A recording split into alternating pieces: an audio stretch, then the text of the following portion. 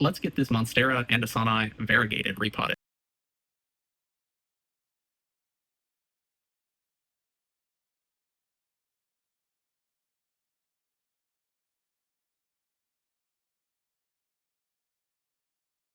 All right, so I've gotten the monstera anadansonii repotted.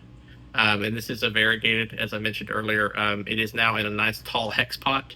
I love these hex pots for young aroids like this.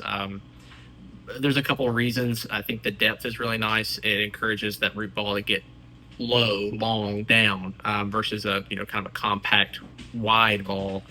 For a plant that's going to grow tall, that's going to be kind of a vining plant, I think that helps give it a lot more support as it gets bigger.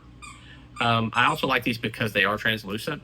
They are kind of sort of see-through. You should be able to see that. You can kind of see the texture of the soil through the pot. What I like about that is it lets me keep track of the roots as it's growing. I can keep an eye out for root problems, look for fungus, mold, rot, anything like that that could be concerning, and take action quickly.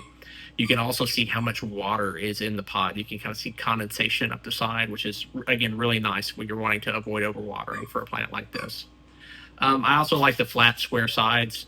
One, it encourages stronger root growth. They'll tend to track down those corners in the pot. But it also gives me a flat surface to attach a moss pole or a cedar plank for this to climb on. And I will be attaching probably a cedar plank to this. And since I can attach it to the outside because it's a nice flat pot, when I up pot this, and it will need to up pot at some point, I can take the plank with it to its next pot. So this doesn't have to be its final home. I don't have to worry about disconnecting it from its support structure when I go to repot it. But as you can see, it does need some support. It's got quite a bit of weight up there. And it has a couple of nice aerial roots that are already reaching down for the soil, which is what I really like to see for these types of plants.